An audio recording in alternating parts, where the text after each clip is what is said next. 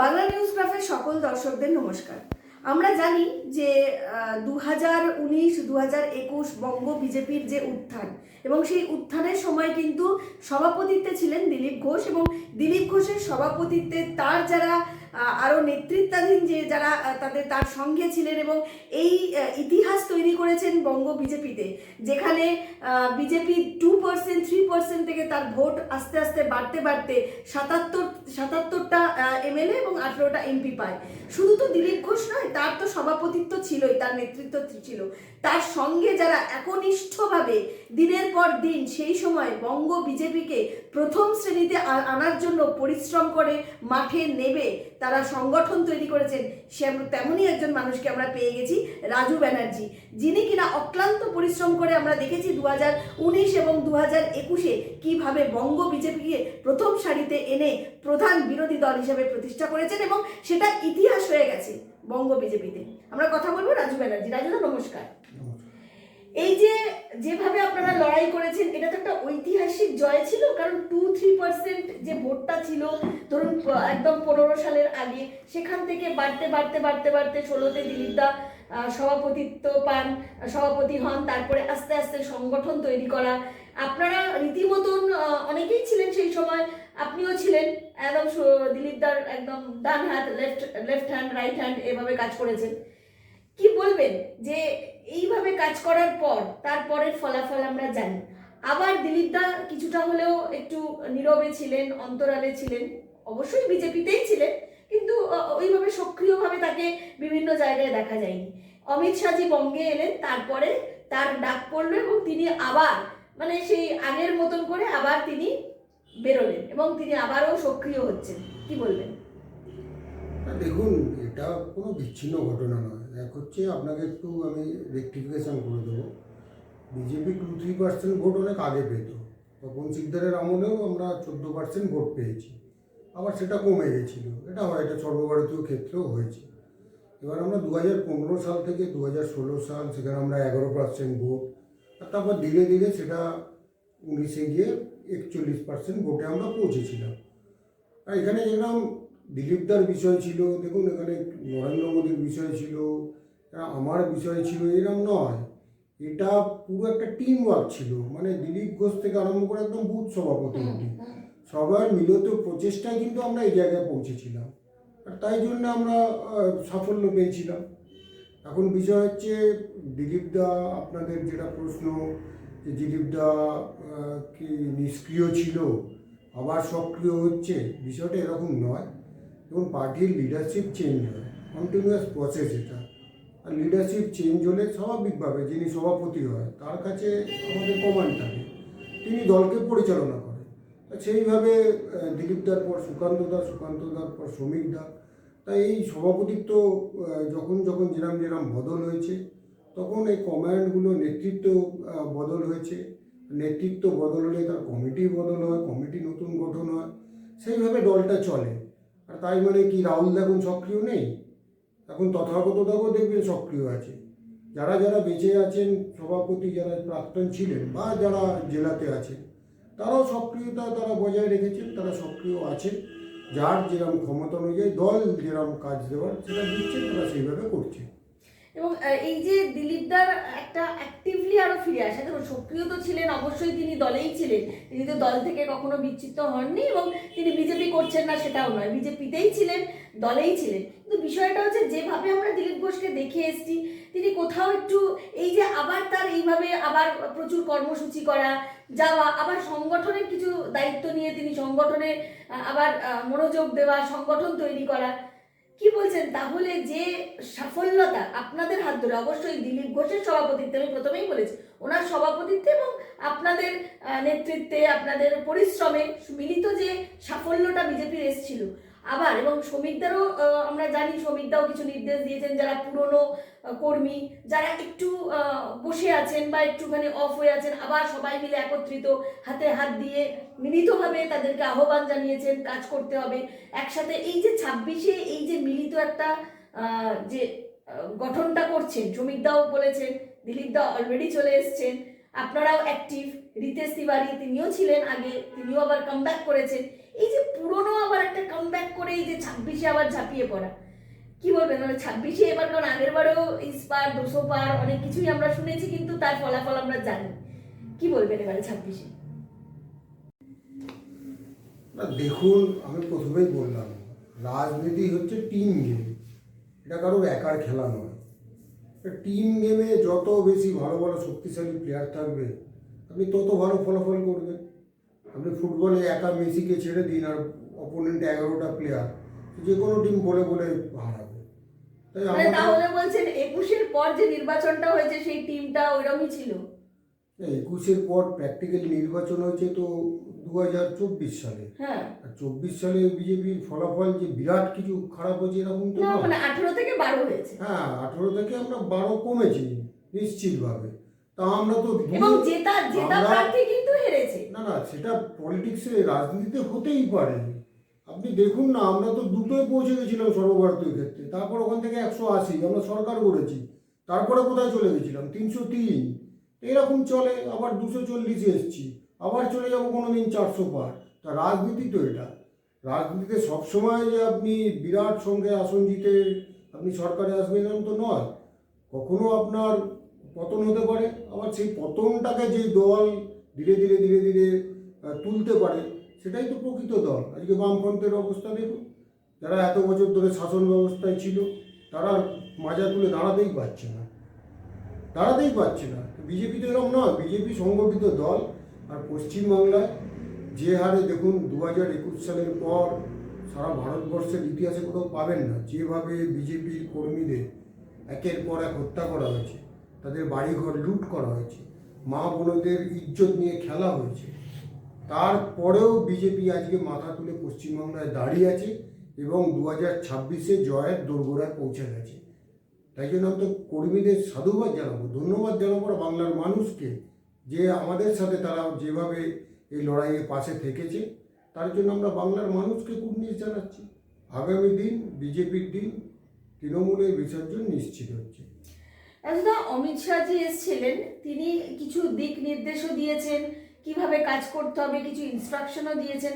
তার মধ্যে যেমন একটা দুটো বিষয় আমি একটু আপনার থেকে জানবো। যেমন তিনি বলেছেন যে আমরা দেখেছি যে এই 19-এর সময়ও দেখেছি এবং 21-এর সময়ও দেখেছি, তৃণমূল থেকে আসা অনেকেই তারা দলে এসছেন, যোগদান করেছেন এবং টিকিট পেয়ে গেছে, এবং অনেককে হারতেও দেখা গেছে। তারা যে জিতেছে তা নয়, যে ফলাফল আছে। উনি বলেছেন যে এলেই যে টিকিট পাওয়া যাবে সেই সম্ভাব্য 2026-এ সেভাবে নেই, কাজ করতে হবে, সবাইকে একটা পারফরমেন্স দেখাতে হবে, এবং যারা নেতৃত্বে আছে বা যারা এখনো পদাধিকারী তাদেরকে মানুষের সাথে জনসংযোগ বাড়াতে হবে এবং সবাইকে মাঠে নেবে অন্তত সপ্তাহে 4 দিন করে কাজ তো করতেই হবে। এই যে বিষয়গুলো তিনি উল্লেখ করে দিয়ে গেছেন, এই কি বলবেন? মানে আপনারা তো 19 এবং 21-এ মারাত্মকভাবে সংগঠনের কাজ করে একত্রিত করেছিলেন, সংগঠনকে শক্তিশালী করেছিলেন। কি বলবেন এই যে উনি দিক নির্দেশ করে গেছেন, এবারে কি তাহলে সেই চিত্র হবে তৃণমূল থেকে আসা?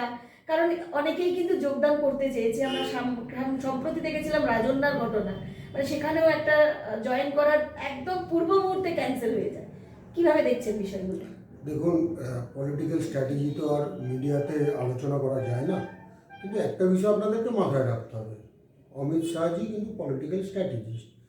আর একটা পলিটিক্যাল পার্টি নির্ভর করে হচ্ছে তার সংগঠনের উপর। আর সেই সংগঠন যত নিচু তলায় যেতে পারবে, অর্থাৎ মানুষের সাথে যত মিশতে পারবে, সেই সংগঠনের শ্রীবৃদ্ধি হবে। তা তিনি সেই নির্দেশটা দিয়ে গেছে। এবার আমাদের কর্মীদের বিভিন্ন জায়গায় বাধাপ্রাপ্ত হতে হয়। পশ্চিমবাংলায় তো আর রাজনীতির সাথে অন্য জায়গার রাজনীতির তফাৎ আছে, কারণ এখানে রাজনীতি করতে গেলে আপনার প্রাণ চলে যাবে।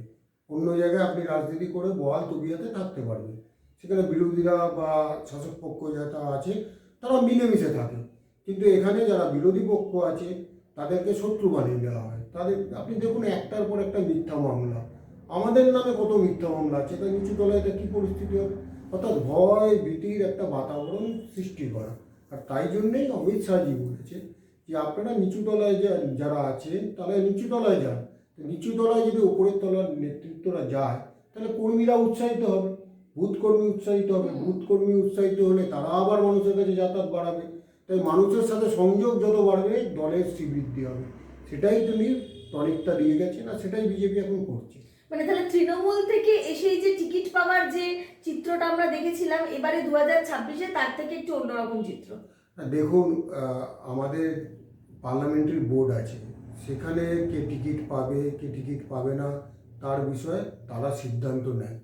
এখন পার্লামেন্টারি বোর্ড কি সিদ্ধান্ত নেবে, সেখানে সর্বোচ্চ নেতৃত্বরা থাকেন, রাজ্যের নেতৃত্বরা থাকেন, সেখানে একটা স্ট্র্যাটেজি হয়, আর সেই স্ট্র্যাটেজির মাধ্যমে তখন ঠিক হয় যে কারা ক্যান্ডিডেট হবে। আমরা চেষ্টা করি যারা জিততে পারবে তাদেরকে ক্যান্ডিডেট করা, এটাই পার্টির লক্ষ্য থাকে। এবার দেখুন, সব জায়গায় তো স্ট্র্যাটেজি সবসময় ঠিক নাও হতে পারে, নাও হতে পারে। তাই এক এক সময় এক এক জায়গায় এক এক রকমের স্ট্র্যাটেজি নেওয়া হয়। 5 বছর দীর্ঘ সময়, সে দীর্ঘ সময়ের পর স্ট্র্যাটেজি চেঞ্জ হতেই পারে। এখন কি হবে না হবে, ক্যান্ডিডেট কে হবে না হবে, কেউ জানে না, আর কোনো ঠিকও নেই। পার্লামেন্টারি বোর্ড সিদ্ধান্ত নেয়, দল সিদ্ধান্ত নেয়, দল যাকে ভালো মনে করবে তাকে ক্যান্ডিডেট করবে। রাজুদা, আমরা জানি পশ্চিমবাংলার যে রাজনীতির প্রেক্ষাপট, সেখানে দাঁড়িয়ে কিন্তু একটা মুখের প্রয়োজন হয়। আমরা জানি মমতা বন্দ্যোপাধ্যায় তৃণমূল কংগ্রেসের একটা মুখ, এবং মমতা বন্দ্যোপাধ্যায়কে দেখেই কিন্তু তৃণমূল কংগ্রেস ভোট পায়। বিষয় হচ্ছে বাংলার মানুষ একটা মুখকে দেখতে চায়, বারংবার করে যে কে মুখ, এই প্রশ্নটা কিন্তু সংবাদ মাধ্যমেও ঘোরাফেরা করে, মানুষের মনেও করে, বা রাজনীতি মহলেও করে। বিষয়টা হচ্ছে এই যে 2026-এর নির্বাচন আসছে, ইতিমধ্যেই কিন্তু বিরোধী দলের কে মুখ এই প্রশ্নচিহ্ন আসতেই শুভেন্দু অধিকারীকে অনেকেই বলছেন যে শুভেন্দু অধিকারী মুখ, এবং বিভিন্ন জায়গায় পোস্টার বা সোশ্যাল মিডিয়াতে ইতিমধ্যেই দেখা যাচ্ছে যে মুখ্যমন্ত্রী শুভেন্দু অধিকারী। কি বলবেন? না, আমি আপনাদেরকেই প্রশ্ন করব যে বিজেপি কি প্রেডিক্ট করে সেটা আমরাই বুঝতে পারি না, সাংবাদিকরা বুঝে যায়। আর তার ফল কি হয় আপনারা দেখলেন, আমাদের সর্বভারতীয় সভাপতি হলো, কার্যকরী সভাপতি হলো, কত নাম নিয়ে চর্চা হয়েছিল। নিতিন নবীনজির নাম কেউ চর্চা করেছে?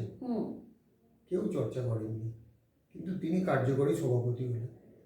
আপনি রাজস্থানের মুখ্যমন্ত্রী নিয়ে আপনারা দেখলেন, মিডিয়া থেকে আরম্ভ করে সোশ্যাল মিডিয়ায় কত নাম ভেসে উঠলো, কত ছবি ভেসে উঠলো, কিন্তু যখন চিরকুটটা দিনের শেষে বেরোলো তখন সবাই আশ্চর্য হয়ে গেল। মধ্যপ্রদেশের ক্ষেত্রে তাই, ছত্তিশগড় তাই। দেখুন, আমাদের দল তখন কে চিফ মিনিস্টার হবে না হবে, উত্তরপ্রদেশ তার জ্বলন্ত উদাহরণ আছে। এইভাবে নির্বাচনে আমরা লড়ি না, আমরা সাধারণত এইভাবে নির্বাচনে লড়ি না। অন্য রাজ্য আর পশ্চিমবাংলার মধ্যে তো তফাৎ আছে, রাজনৈতিক ভাবেও অনেক তফাৎ। দেখুন, এটা আপনাদের মূলত এটা মানে আপনাদের কি বলবো, মিডিয়ার একটা অংশের এটা বিরাট একটা দাবি বা আবদার বা চাহিদা, এটা বলতে পারেন। এটা পলিটিক্যালি কোনো এরকম বিষয় আছে বলে আমার জানা নেই। কারণ পশ্চিমবাংলায় তো মানুষ ভোট দেবে সুশাসন আর অপশাসনের বিরুদ্ধে। পশ্চিমবাংলায় মানুষ ভোট দেবে উন্নয়নের পক্ষে। আর উন্নয়নের পক্ষে কোন দল আছে? মমতা ব্যানার্জি মুখ আছে, যেরকম নরেন্দ্র মোদীও মুখ আছে, আমাদের দিলীপ ঘোষও মুখ আছে, শুভেন্দু অধিকারী মুখ আছে, সুকান্ত মজুমদার মুখ আছে, রাহুল সিনহা মুখ আছে, শ্রমিক ভট্টাচার্য মুখ আছে। তাহলে আমাদের তো মুখের ছড়াছড়ি, আর ওদের তো একটা মাত্র মুখ। আমাদের যে কেউ মুখ্যমন্ত্রী হতে পারে। তাই আমরা ওই মুখ্যমন্ত্রিত্ব নিয়ে চিন্তিত নই। আমরা বাংলাকে বাঁচানোর জন্য সমস্ত বিজেপি কর্মীরা ঐক্যবদ্ধভাবে বাংলার মানুষের কাছে যাচ্ছি এবং বলছি যে বাংলার যদি প্রকৃত উন্নয়ন চান তাহলে পদ্ম ফুলে ভোট দিন, বিজেপিকে ভোট দিন। এটাই হচ্ছে আমাদের স্লোগান। আমরা মুখের আড়ালে মুখোশকে বিশ্বাস করি না, এটা এখন পশ্চিমবাংলায় চলছে। কিন্তু মুখ্যমন্ত্রী তো এই মুখোশের কথাই বলছেন, স্বরাষ্ট্রমন্ত্রীকে বলছেন দুঃশাসন, দুর্যোধন, তারপরে ঘেঁচু কচু, মানে উনি তো বলছেন যে মুখোশ পরে প্রত্যেকবার বাংলায় আসে আর যে ভ্রষ্টাচারের কথা বলে সেই ভ্রষ্টাচারীদের নিয়েই বসে। দেখুন, মুখ্যমন্ত্রী এই অপরাধ বকতেই পারে, কারণ তার যা পরিস্থিতি এখন হয়ে গেছে বর্তমানে, তিনি দুঃশাসনের কথা উল্লেখ করে। তার মন্ত্রী একজন, তিনি অন ক্যামেরা প্রকাশ্য মানে মিটিংয়ে তিনি বলছেন যে তিনি সকালবেলা উঠে খবরের কাগজ খুলতে ভয় পান, দেখতে ভয় পান। কেন না, তার মুখ্যমন্ত্রী মহিলা, কাগজ খুললেই আবার দেখবে কোন মায়ের ইজ্জত নিয়ে টানাটানি করে দিয়েছে, কারা আর তৃণমূলের এই মুখ্যমন্ত্রীর দ্বারা এক একটা এলাকায় দুঃশাসন তৈরি করেছে, সেই দুঃশাসন না। এখন দুঃশাসনের কথা যখন আপনি আনলেন, তখন বাংলার মানুষ সুশাসন চেয়েছিল, মুখ্যমন্ত্রী পাড়ায় পাড়ায় দুঃশাসন তৈরি করে দিয়েছে। তা আগে তিনি তাদের দুঃশাসনদের ঠিক করুন, তার ক্ষমতা নেই। কারণ তিনি মা বোনেদের বলছেন যে 8টার পর রাস্তায় বেরোবেন না, কারণ আমার যে দুঃশাসনরা ছাড়া আছে, কবে কাকে কী করে দেবে আমার নিজের কন্ট্রোলে নেই। তাই তিনি তার সব এই যে এপাং ওপাং ঝপাং ছিচি ঘেঁচু কচু, তা তার মাথাটা আমি জানি না, মাঝে মাঝে দেখবেন এক একটা নাম এক এক রকম বলে ফেলে। তো হতে পারে বয়স বেড়েছে, চাপ বেড়েছে, আর তিনি যাচ্ছেন এটা বুঝতে পারছি। হতে পারে তিনি যদি অসুস্থ থাকেন তাহলে তার দ্রুত সুস্থতা কামনা করি। তবে সুস্থতা মানে এরম নয় যে ওই 21-এর মতো পায়ে ভাঙলো না, বাংলার মানুষকে বোকার মতো প্রকৃত সুস্থ, যাতে এপাং ওপাং ঝপাং এইসবগুলো না বেরোয় মুখ থেকে। বাংলার মুখ্যমন্ত্রী একটা পশ্চিমবঙ্গ একটা শিক্ষা সংস্কৃতির পীঠ, সেখানে মুখ্যমন্ত্রী দাঁড়িয়ে একদিকে উৎসাহ করছেন, একদিকে তার মুখের ভাষা ঠিক নেই, সংস্কৃতি জানে না। তাকে কেন বাংলার মানুষ ভোট দিচ্ছে? আজকে বাংলার মানুষরা তারা ধন্দে পড়ে গেছে, কামনা করছি। কিন্তু আপনারা আরোগ্য কামনা করছেন, এদিকে তার যে সেকেন্ড ইন কমান্ড মানে ভাইপো অভিষেক বন্দ্যোপাধ্যায়, তিনি তো প্রধান বিরোধী করে দিলেন। মানে আপনারা বিরোধী দল, বিরোধিতা করবেনই, কিন্তু তিনি তো বিরোধ করছেন। তিনি বলছেন যে এই যে তিনি দুর্গায়ন করবেন, ভিত্তিস্ত্র করলেন, ফিতে কাটলেন, বলছে সরকারের কাজ তো মন্দির করা নয়, স্বয়ং তার সেকেন্ড ইন কমান্ড বলছেন। সমস্যা হচ্ছে এরা বাংলার মানুষকে বোকা পেয়ে গেছে। এখন সংসারে আগুন লেগে গেছে, বুঝেছেন? দেখবেন আপনি এই এসআইআর নিয়ে মুখ্যমন্ত্রী প্রথমেই বললেন যে আমি এসআইআর করতে দেবো না, এসআইআর হবে না বাংলায়, আমার মৃতদেহের ওপর দিয়ে চলে যাবে। পিসি একরকম বলছে, এবার ভাইপো কি বলছে, পাড়ায় পাড়ায় এসআইআরের ক্যাম্প করো, ভার্চুয়াল মিটিং নিচ্ছে। তাহলে সংসারে কি আগুন লেগে গেছে? বাংলার মানুষ প্রশ্ন করছে। আর সংসারে আগুন লাগলে যে নিজের সংসার সামলাতে পারে না, সে বাইরে সামলাবে কি? তাই আজকে অভিষেক ব্যানার্জি যে প্রশ্নগুলো তুলেছে, তা ন্যায্য প্রশ্ন তুলেছে। সরকারের যেরকম কাজ নয়, যেরকম মন্দির মসজিদ বানানো বাস্তব, কিন্তু মমতা ব্যানার্জি এতদিন পর কেন বানাচ্ছে, এটাও আপনাকে চিন্তা করতে হবে। তাহলে কি হুমায়ুনের ওই দলটা আসা, আবির্ভাব হওয়া আর বাবরি মসজিদ হওয়ার জন্য মুখ্যমন্ত্রী কি কোথাও এই দুর্গায়ন বা কালী মন্দির ওই তাই বানানো শুরু করলো? না, দেখুন, মুখ্যমন্ত্রী বুঝতে পেরে গেছে, এক হচ্ছে এই মুখ্যমন্ত্রী পুরো সনাতনী হিন্দুদের বিরুদ্ধে। কারণ যেভাবে আমরা একটার পর একটা, আজকে বলুন, আজকে এই মুখ্যমন্ত্রীর আমলে আমরা বসিরহাট দেখেছি, আমরা বাদুড়িয়া দেখেছি, আমরা দেগঙ্গা দেখেছি, আমরা উলুবেড়িয়া দেখেছি, আমরা বসিরহাট দেখেছি, আমরা আসানসোল দেখেছি, আমরা রানীগঞ্জ দেখেছি, আমরা মোথাবাড়ি দেখেছি, আমরা মুর্শিদাবাদ দেখেছি।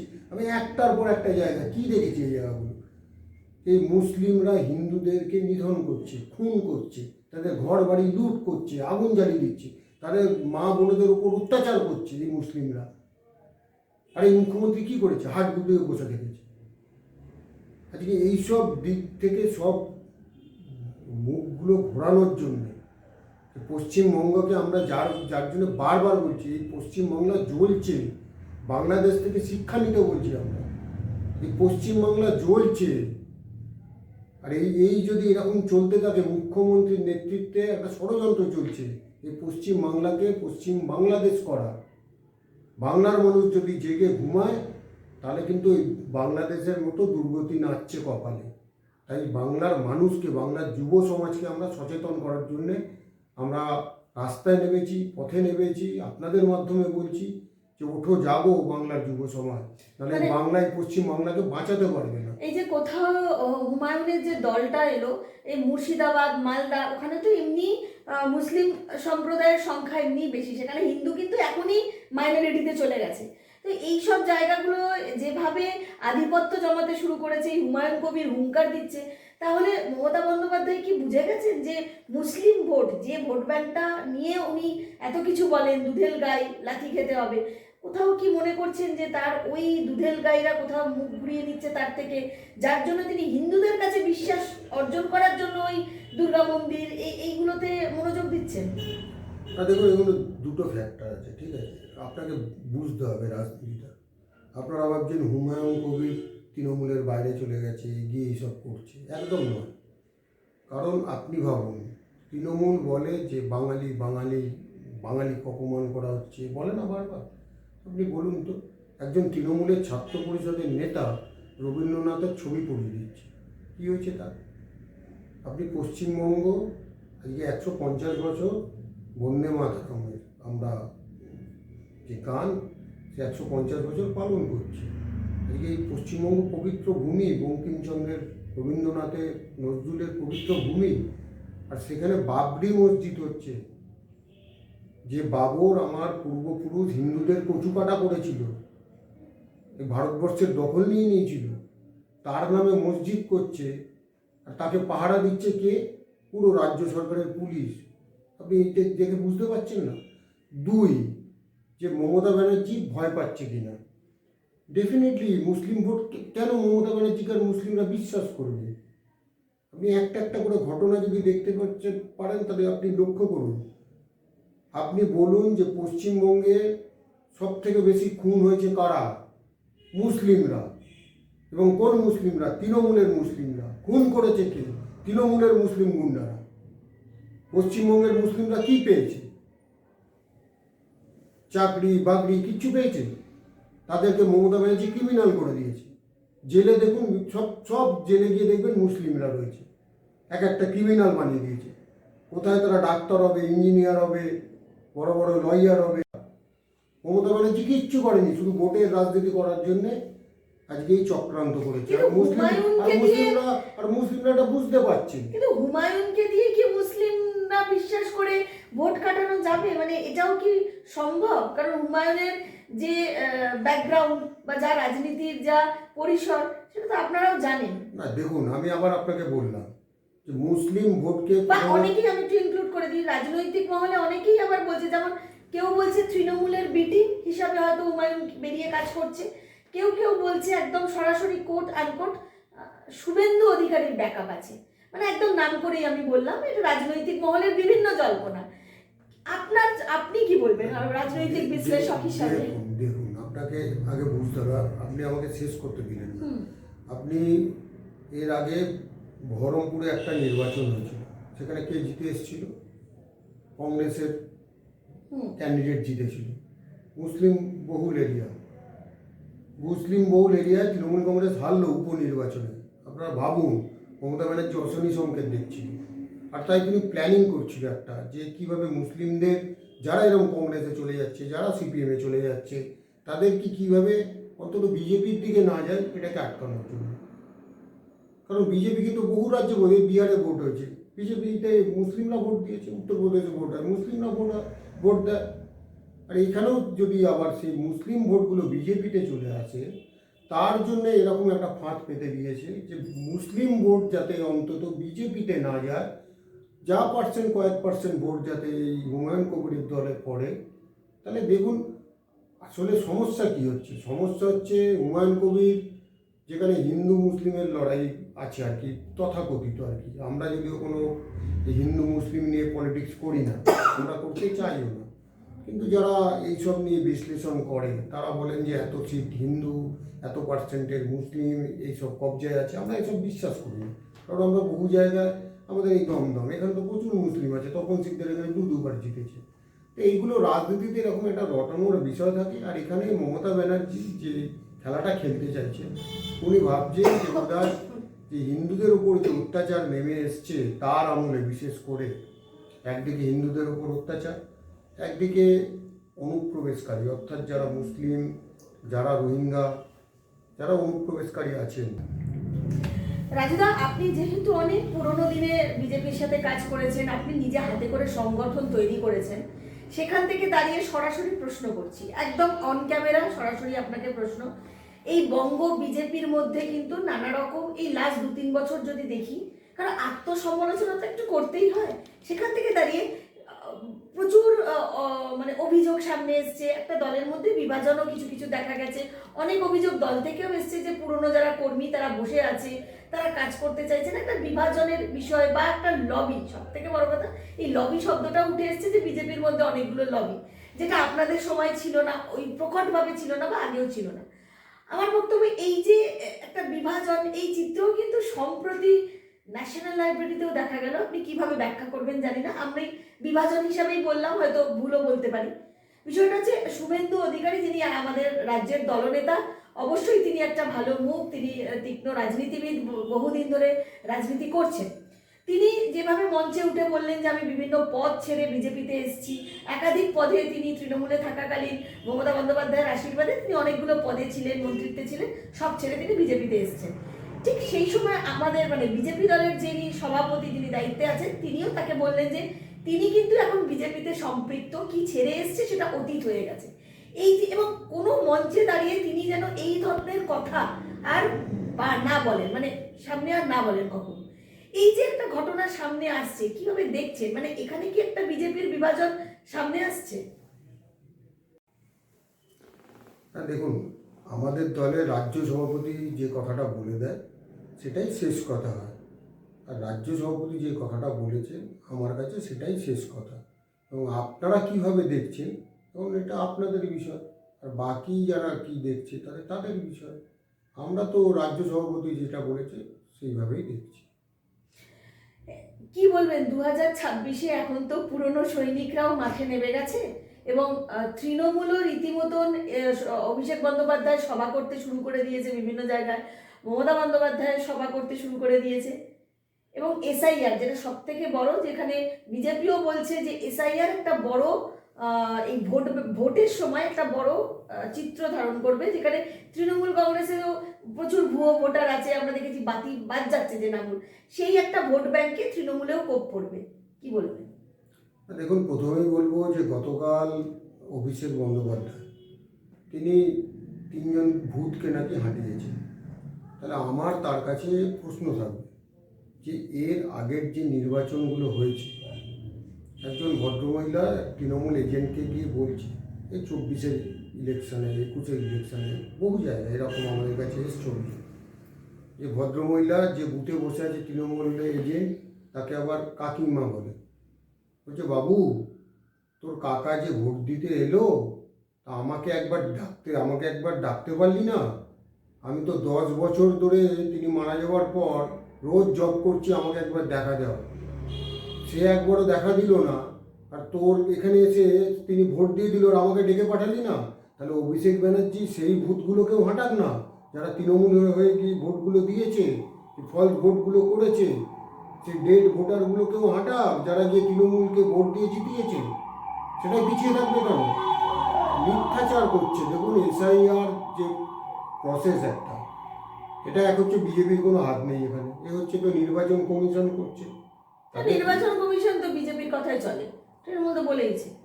তৃণমূল তাহলে এখানে যে নির্বাচন কমিশন, এখানে তৃণমূলের কথা তো বেদ বাক্য নয়। তাহলে আসলে তৃণমূল কি ভাবছে বলুন তো? তৃণমূল যে নির্বাচন কমিশনে রাজ্যে বসিয়ে রেখেছে, ওনারা তার সাথে গুলিয়ে ফেলছে। কারণ ওনারা যে পশ্চিমবাংলার নির্বাচন কমিশনকে বসিয়ে রেখেছে, তাকে তৃণমূলের মন্ত্রীরা গিয়ে চড় মারতে পারে, রাতারাতি পদত্যাগ করে একটার পর একটা নির্বাচন কমিশনার। তাই তারা গুলিয়ে ফেলছে এটা। তাই জন্য তারা ভাবছে যে ওই নির্বাচন কমিশন আর এই নির্বাচন কমিশন এক। নির্বাচন কমিশনের স্পষ্ট বক্তব্য যে কোনো অবৈধ ভারতবর্ষের নাগরিক তারা ভোট দিতে পারবে না, তার জন্যে হচ্ছে এসআইআর। আর এটা নতুন কি আছে? মমতা ব্যানার্জি নিজেই তো দাবি করেছিল পার্লামেন্টে যে ওপার বাংলা থেকে সব ইলিগেল যারা বাংলাদেশি আছে, ঘুষপেটিয়া আছে, তাদের নাম সিপিএম ভোটে তুলে দিয়েছে। আমরা অ্যাড করে দিয়েছি ওপার বাংলার থেকে, যে ওপার বাংলার থেকে যারা অবৈধ অনুপ্রবেশকারী আছে, অর্থাৎ মুসলিম আর রোহিঙ্গা আছে, তাদের নাম বাদ দিতে হবে, কোনো হিন্দুর নাম বাদ দেওয়া যাবে না। কারণ যারা ওপার বাংলা থেকে হিন্দুরা এসছে, তারা হচ্ছে এই দেশের শরণার্থী, তারা উদ্বাস্তু, তাদেরকে আমরা এই ভারতবর্ষের নাগরিক করব। এটাই পার্থক্য, বেসিক ডিফারেন্স। মমতা ব্যানার্জি ওপার বাংলার অনুপ্রবেশকারীদের তাদের ভোট ব্যাংকে পরিণত করেছে, তাই জন্য আমরা তাদেরকে বাদ দেওয়ার জন্য উদ্যত হচ্ছে। কিন্তু হিন্দু ভোটে কোপ পড়বে না, আপনিও বললেন, একাধিক নেতারা বলেছেন হিন্দু ভোটে কোপ পড়বে না, কিন্তু মথুয়া ভোটে বা এই মথুয়া ভোটও তো একটা বড় ভোট ব্যাংক। বারবার এবারেও স্বরাষ্ট্রমন্ত্রী বলে গেলেন মথুয়াদের কোনো রকম গায়ে আঁচ পড়বে না, কিন্তু এই মথুয়া ভোট নিয়ে কিন্তু নানা রকম জল্পনা শুরু। আমরা জানি মমতা বালা ঠাকুর ইতিমধ্যে অনেক অভিযোগ করেছেন এবং সেখানেও এসআইআর নিয়ে অনেক সমস্যা তৈরি হচ্ছে, কি বলবো? দেখুন, আমি তো আবার বললাম, নির্বাচন কমিশনের কাজটা করতে দিন না। তৃণমূল ভয় দেখাচ্ছে কেন? কাউকে চিন্তা করতে হবে না। এক হচ্ছে, দেখুন, এই অবৈধ অনুপ্রবেশকারী অর্থাৎ যারা মুসলিম আর রোহিঙ্গা, তাদেরকে দেশের বাইরে কে করতে পারে? আর যারা ওপার বাংলা থেকে হিন্দুরা এসছে, মতুয়ারা এসছে, নমশূদ্ররা এসছে, যারা উদ্বাস্তু, যারা শরণার্থী, তাদের নাগরিকত্ব কে দিতে পারবে? অনুপ্রবেশকারী তাড়াতে পারবে এই মুসলিমদের নরেন্দ্র দামোদর দাস মোদী, আর ওপার বাংলা থেকে হিন্দুদের যারা অনুপ্রবেশ করেছে, শরণার্থী হয়েছে, তাদেরকে নাগরিকত্ব দিতে পারবে নরেন্দ্র দামোদর দাস মোদী, দিদি নয়।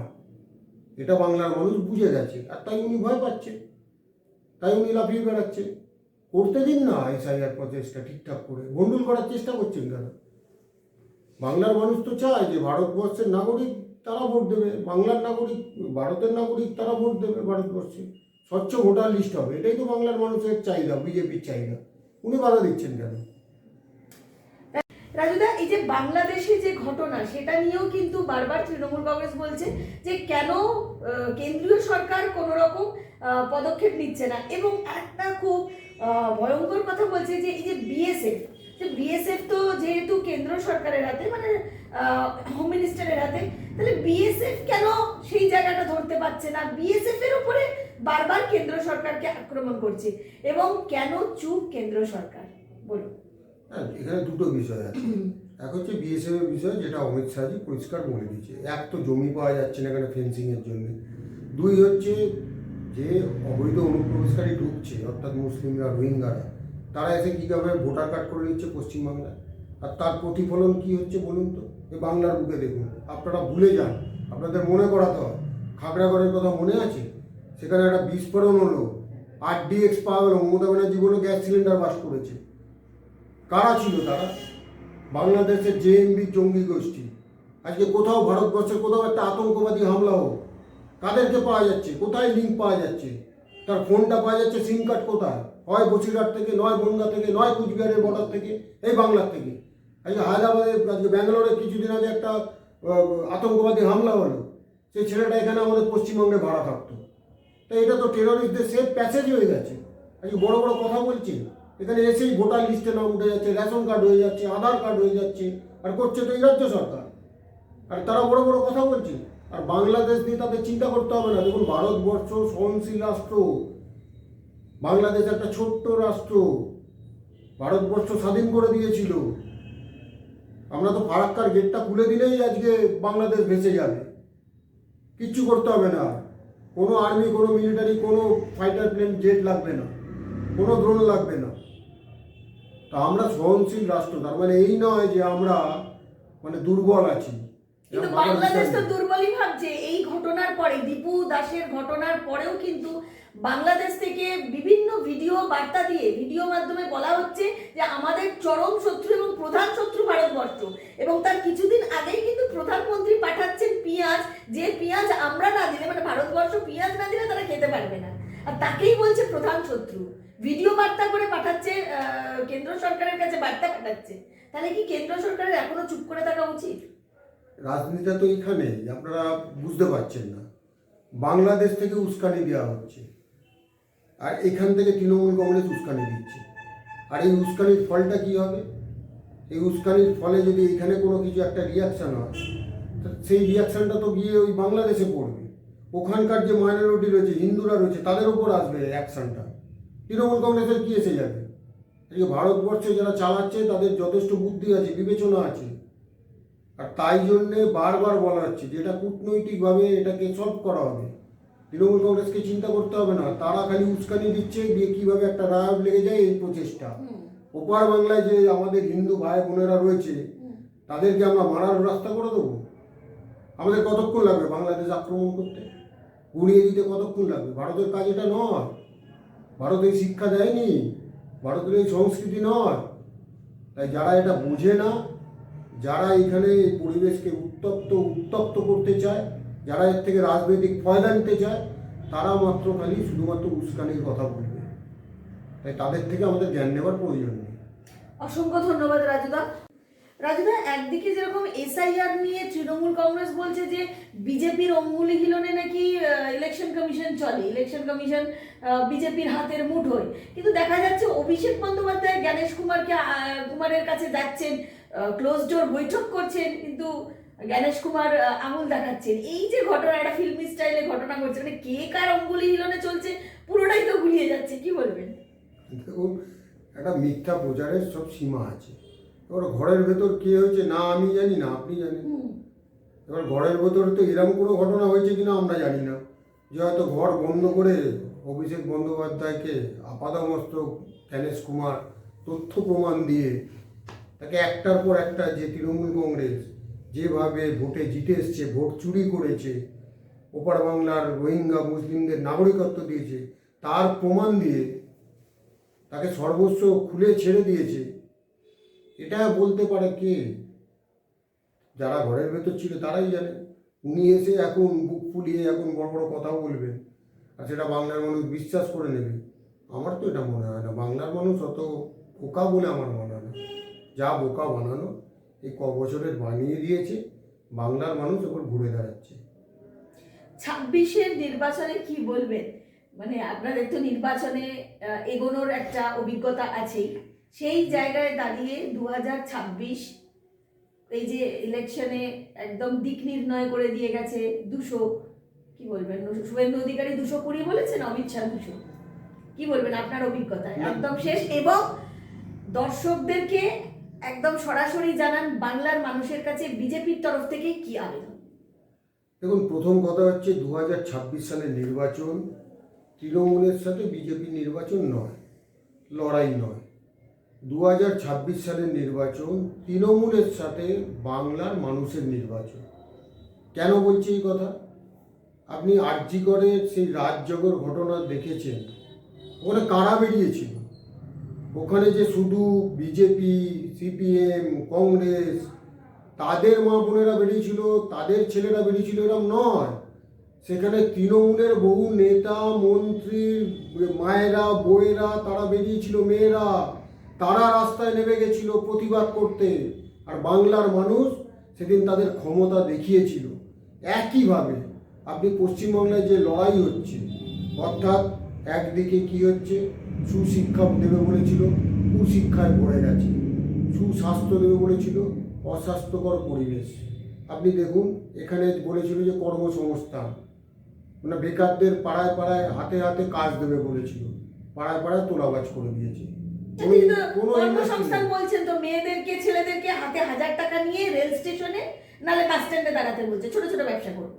হ্যাঁ, সেটা খুব ভালো প্রশ্ন করেছেন। এটা আমি একজন চপের দোকানে আর ঘুগনি টুগনি বিক্রি করে এরকম একটা যুবককে বলেছিলাম যে মুখ্যমন্ত্রী বলছে এত বিক্রি করে তোমরা তো শিল্পপতি হয়ে গেছো, তার খুব ভালো সেল দোকানে।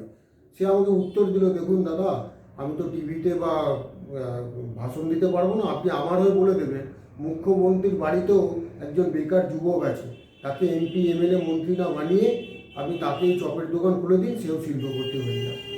এরপর আর বাংলার মানুষ কি উত্তর দেবে, বাংলার যুবকরা কি উত্তর দেবে?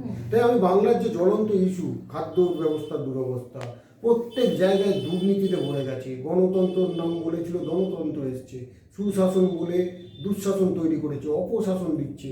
বাংলায় তো এইগুলো ইস্যু, আর এই ইস্যুর ওপর বাংলার মানুষ রাস্তায় দাঁড়িয়ে গেছে। বাংলার মানুষের সাথে তৃণমূল কংগ্রেসের লড়াই, আর তৃণমূলের বিসর্জন অবধারিত হচ্ছে 2026 সালে। ভারতীয় জনতা পার্টি বাংলার মানুষের সাথে কাঁধে কাঁধ মিলিয়ে এই লড়াইয়ে সামিল হয়েছে। তাই জন্যে তৃণমূল কংগ্রেসের বিদায় 2026-এ নিশ্চিত হয়ে গেছে, আপনারা লিখে রাখতে পারেন। অসংখ্য ধন্যবাদ রাজুদা, অসংখ্য ধন্যবাদ দর্শক বন্ধুদের। আমরা সব সময় সত্যের পথে সততার সাথে আপনাদের পাশে আছি এবং প্রত্যেকটা খবর একদম সত্যের সাথে সততার পথে আপনাদের সামনে তুলে ধরবো। নমস্কার।